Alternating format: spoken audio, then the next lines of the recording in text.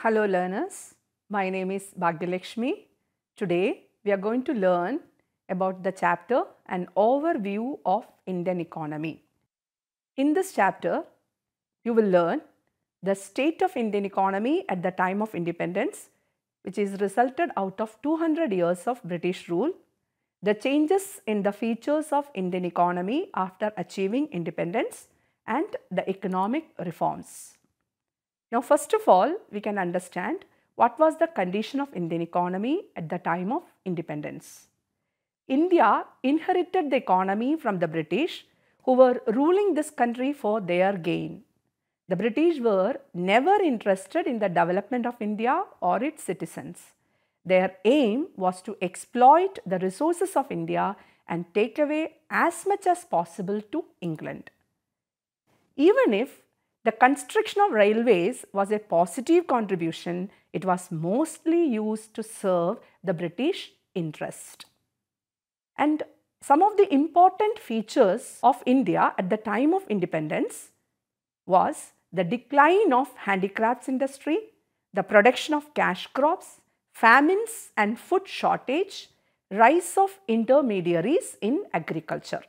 First of all, we can understand how far the decline of handicraft industry affected Indian economy. You know, handicraft industry was one of the flourishing industry in India at the time of British rule. Before the coming of Britishers, the emperors and kings promoted the interest of local artisans, weavers and carpenters. And because of that, the Indian handicraft industry flourished a lot. The Indian handicraft industry, the Indian artisans were very good in beautiful paintings, designing jewelry, designing textiles, decorating walls, making furnitures, tailoring, etc. But when the British came, they systematically destroyed the handicraft industry. They defeated the kings, they took away their kingdom, and the towns were destroyed. All of this resulted in the destruction of the handicraft industry. As an activity, you can go to a museum and find out about the handicrafts of those days. Secondly, the production of cash crops. The second important effect of British rule in India was the production of cash crops. England was undergoing change in terms of industrialization. The factories in Britain needed raw materials, and to make the textiles, raw cotton was required. For this, they promoted the growth of cash crops in India. So, the production of cash crops was another important feature of Indian economy at the time of independence. Indigo was in high demand to make prints on textiles. Indigo, cotton, etc. were promoted.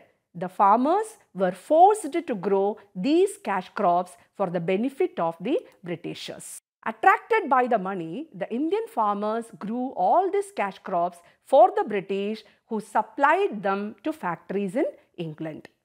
So, that is the second important aspect of Indian economy at the time of independence. The factory-made goods were sent for sale in the Indian market. Now, the British sold these goods to Indian people and made profit. So, you can see that the raw materials were produced in India, which were exported to Britain, and then in Britain, these goods were transformed into finished goods, and the goods again came back to India to sell off in the Indian markets. In both ways, the British made huge profit. And the third important aspect of Indian economy at the time of independence was the famines and the shortage of food. The worst, one of the most important part of British rule in India was the frequently occurring famines. Now, what are famines? Famines are a situation where the many people, they don't get food to eat and they die of hunger and diseases. Many people used to die of famine during the British rule. The famous Bengal famine is a very good example of the bad phase of British rule in India. Now we can examine what are the reasons for the occurrence of famines in our country. The most important reason for famines in our country during the British rule was that the agriculture was dependent on rainfall. There was bad rainfall.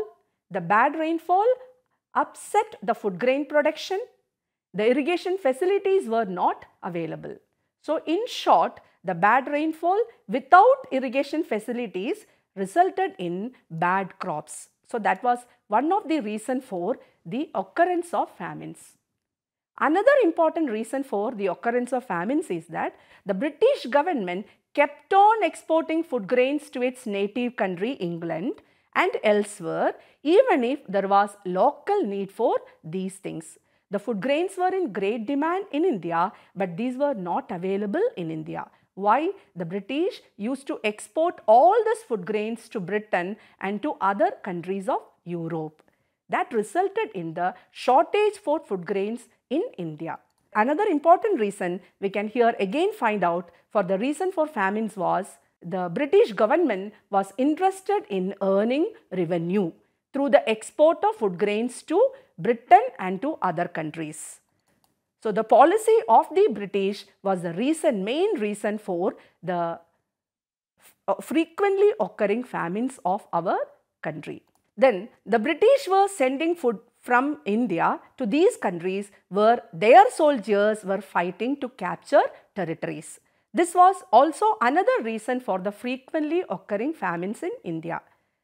The Britain was fighting war in many other countries of Asia and Africa. So the British frequently used to send food grains and other essential goods to these countries for the soldiers who were fighting there. This also resulted in the shortage of food grains in India. The poor people in our country had not enough money to purchase food grains from the market. So this all resulted in the frequently occurring famines in our country. The Indian farmers were encouraged to produce cash crops on their fields. This led to the fall in the production of food grains because less area was available for their cultivation. More and more areas of land was under the cultivation of cash crops that resulted in the decrease in the area of cultivation of food crops. This also led to decrease in food grain production. Then another important factor which contributed to the destruction of agriculture in India was the emergence of intermediaries. Agriculture was a major occupation of people of India during the British rule. You know that 70%, more than 70% of the population was dependent on agriculture. It was a major source of revenue for the government. And the British introduced two types of land revenue system during their rule. One was permanent settlement, under which the land revenue to be collected was permanently fixed. The second system was the temporary settlement, under which the land revenue was changed after 25 to 30 years of time. So there were three important types of land settlement. There were three important types of intermediaries during the British rule. One of the important intermediary in eastern parts of India were zamindars. The intermediaries were known as zamindars in the eastern part of India. In the western part of India, the intermediaries were known as mahalwars, and in the southern part of India, the intermediaries were known as rayatwars. So we can find there were three important types of land settlement in India during the British rule: zamindari system, mahalwari system and rayatwari system. The British appointed these intermediaries in order to collect the land revenue from the farmers.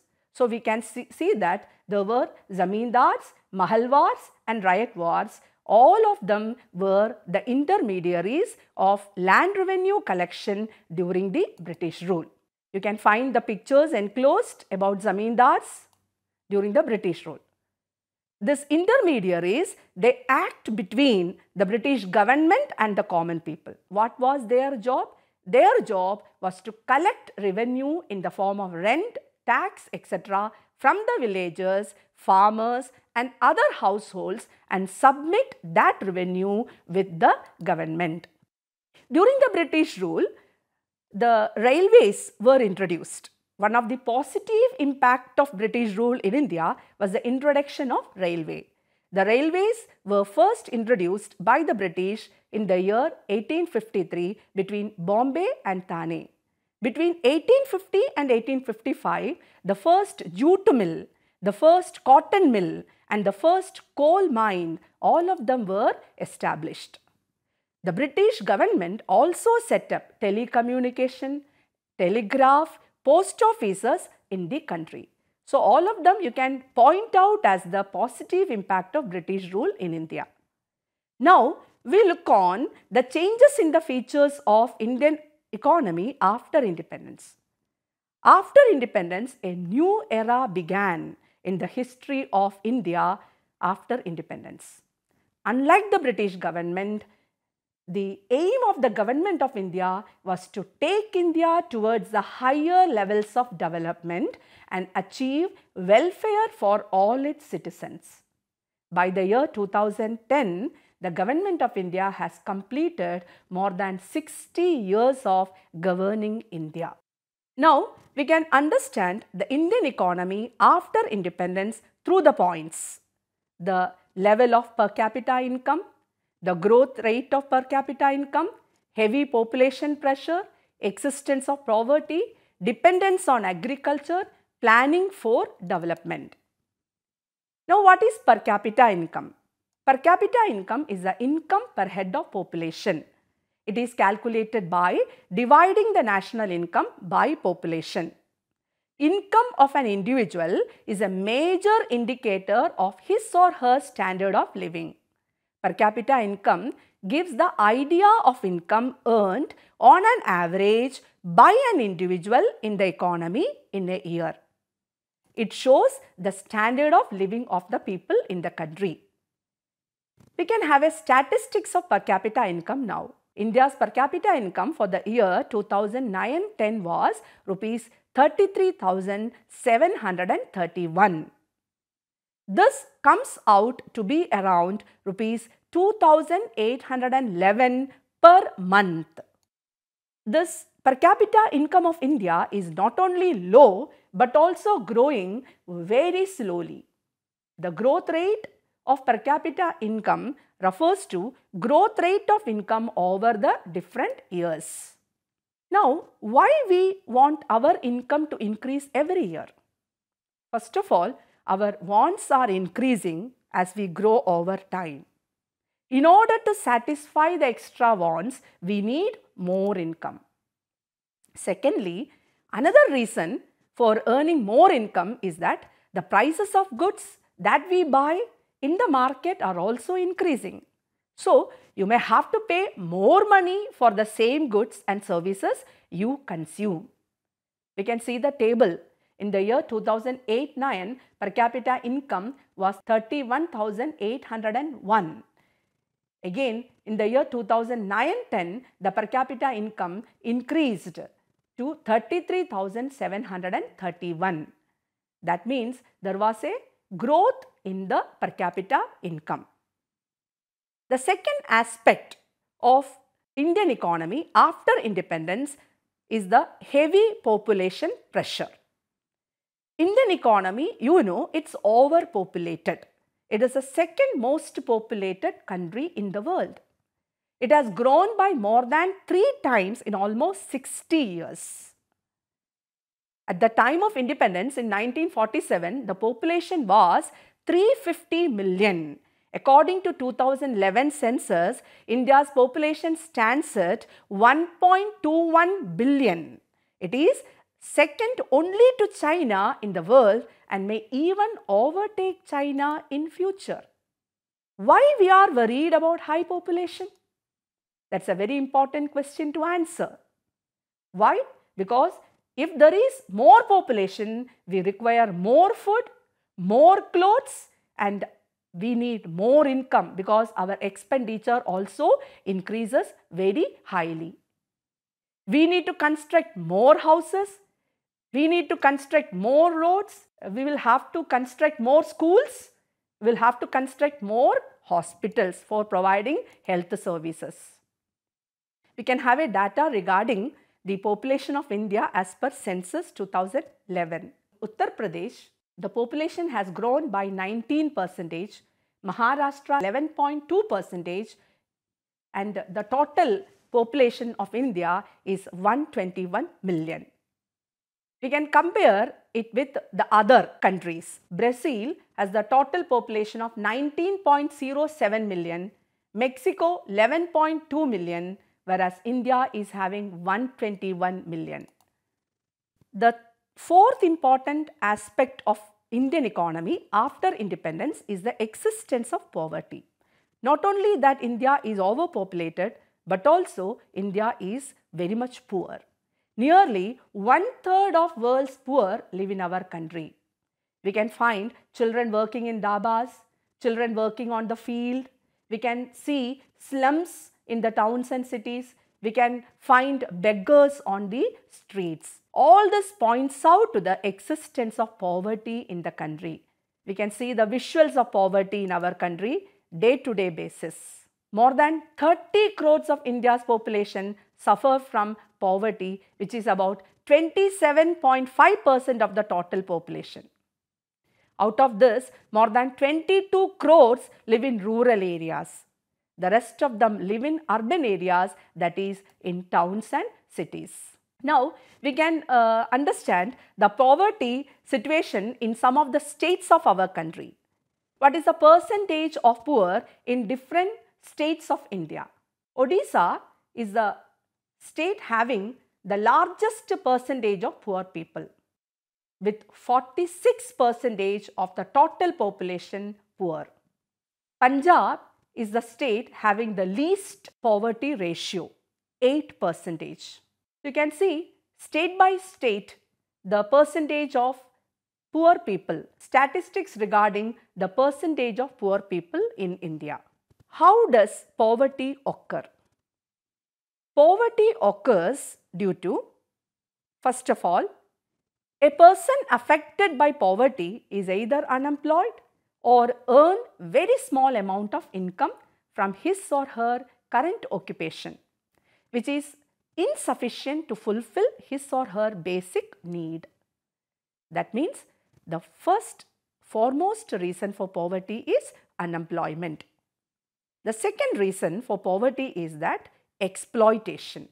The person must be subjected to exploitation by others on the basis of caste or religion or gender. Thirdly, we can also say the person has become poor because he or she has not got any property in the form of land or house. Those who have inherited property from their ancestors enjoy certain advantages over others who do not have property. So that can also be said as reason for poverty. Fourth, perhaps the efforts of the government have not been effective. Corruption and slow pace of decision making in government are obstacles in removing poverty. However, existence of poverty is not the failure of the government alone, but also failure of the people and the society at large, who should help each other and cooperate so that everyone can lead a decent life. The fifth important aspect of Indian economy after independence is the dependence on agriculture. In an economy, people pursue various activities to earn their livelihood, such as agriculture, industry, services, etc. Indian economy has been traditionally based on agriculture. Indian economy is known as an agrarian economy. In 1951, at the beginning of the first plan, more than 70% of the population were engaged in agriculture and related activities. Even if this has come down, still around 60% of the population is dependent on agriculture, at the beginning of the 21st century, that is the year 2001. Another important aspect of Indian economy is the planning for development. A major feature of Indian economy after independence has been its consistent effort to achieve development through the process of economic planning. This is a very positive phenomena going on for the past 60 years. I'll make you remember the Planning Commission of India was set up in the year 1950, and we started the planned development of our Indian economy from the year 1951. So far, we have completed 11 5-year plans, and the 12th 5-year plan is in progress. It will come to an end on 31st March 2017. And you can here have a data about the plan periods. Starting from 1951, we had so far completed 11 5-year plans till 2012. And in between, we had 5 annual plans. 3 annual plans were there between 1966 and 1969, and 2 annual plans were there between 1990 and 1992. So far, 11 5-year plans are complete. How the government allocate expenditure on plans? In each and every plan, the government allocates resources to various areas such as agriculture, industry, education, health, transport and communication, community development and other social sectors. The aim is to use the given resources earmarked for the said area for its development as per the target fixed by the government for the said period. For example, the resources for agriculture can be used for improving productivity of land, extending irrigation facilities, etc. Similarly, the resources for education can be used for construction of school buildings, granting scholarships to meritorious students, etc. and so on. So, what you have learned so far? You learned about the state of Indian economy at the time of independence, which has resulted out of 200 years of British rule, the changes in the features of Indian economy after achieving independence, and also we understood about the economic reforms. So, that's all in this chapter. Thank you and have a great day. Hindustan के हर कोने में नौजवानों के पास प्रतिभा है, उन्हें अवसर चाहिए। NIOS देता रहा है युवाओं को अवसर आगे बढ़ने का। NIOS से पढ़ने वाले इन युवाओं ने किया है संस्थान को गौरवान्वित। दिव्यांगों ने बन के दिखाया है सबल और आत्मनिर्भर। NIOS के साथ आप भी जुड़िए NIOS के संग।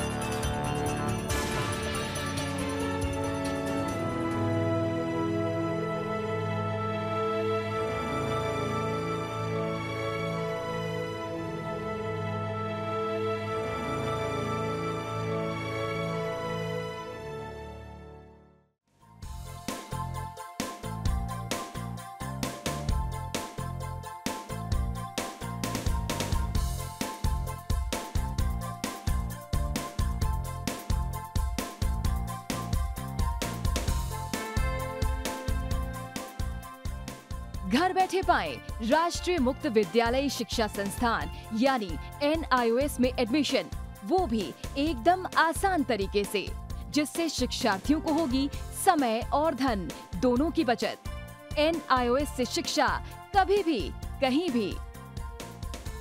शिक्षार्थियों, क्या आप जानते हैं NIOS में एडमिशन लेने का सरल और सुगम तरीका, जिससे शिक्षार्थियों को ऑनलाइन प्रवेश लेने में सहूलियत मिलती है। NIOS में प्रवेश की प्रक्रिया पूर्णतया ऑनलाइन है। शिक्षार्थी घर बैठे इंटरनेट द्वारा प्रवेश के लिए सबसे पहले NIOS की वेबसाइट www.nios.ac.in पर लॉगिन करें। अपना ईमेल आईडी और पासवर्ड डालकर अपना पंजीकरण करें। पंजीकरण के बाद लॉगिन करने पर ऑनलाइन प्रवेश हेतु आवेदन पत्र खुलेगा। आवेदन पत्र को निर्देशानुसार भरें और प्रिंट आउट लें। इस प्रिंट आउट पर अपनी फोटो संलग्न करें। ऑनलाइन प्रवेश के लिए शुल्क हेतु भुगतान के तरीके हैं: क्रेडिट कार्ड के द्वारा, डेबिट कार्ड के द्वारा, राष्ट्रीयकृत बैंक के ड्राफ्ट के माध्यम से, जो कि सचिव NIOS नई दिल्ली या नोएडा के पक्ष में देय हो।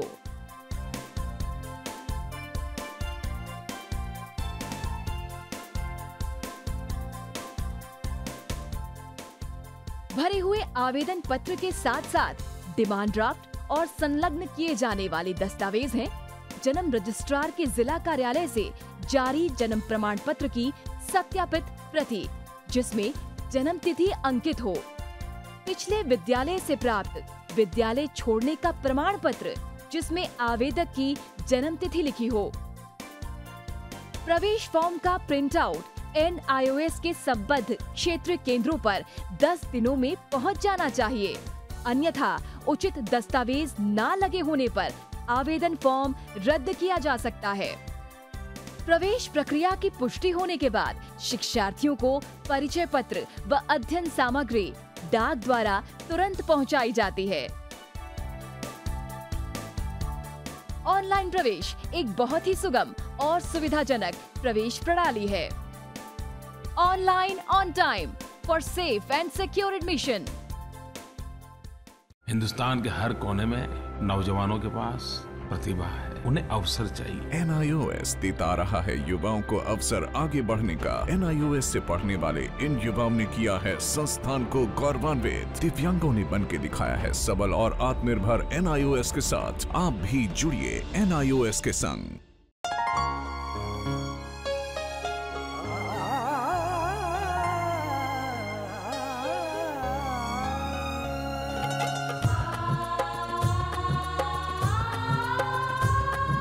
जीवन ये प्रकाशित करने, राहों को आलोकित करने, हम अपना दीपक स्वयं बने, हम अपना रास्ता स्वयं चुने।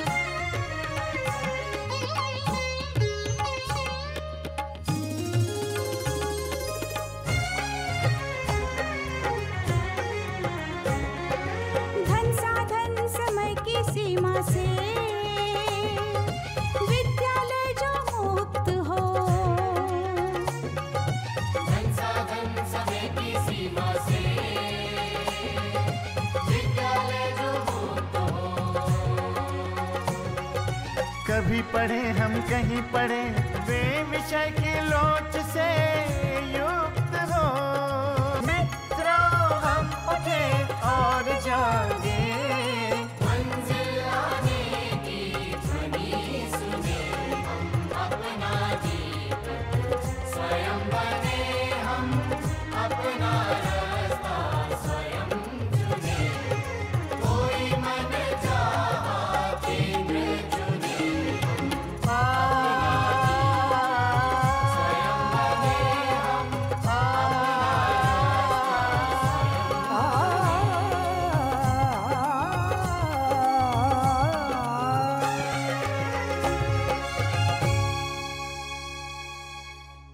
हिंदुस्तान के हर कोने में नौजवानों के पास प्रतिभा है, उन्हें अवसर चाहिए। NIOS देता रहा है युवाओं को अवसर आगे बढ़ने का। NIOS से पढ़ने वाले इन युवाओं ने किया है संस्थान को गौरवान्वित। दिव्यांगों ने बन के दिखाया है सबल और आत्मनिर्भर। NIOS के साथ आप भी जुड़िए NIOS के संग।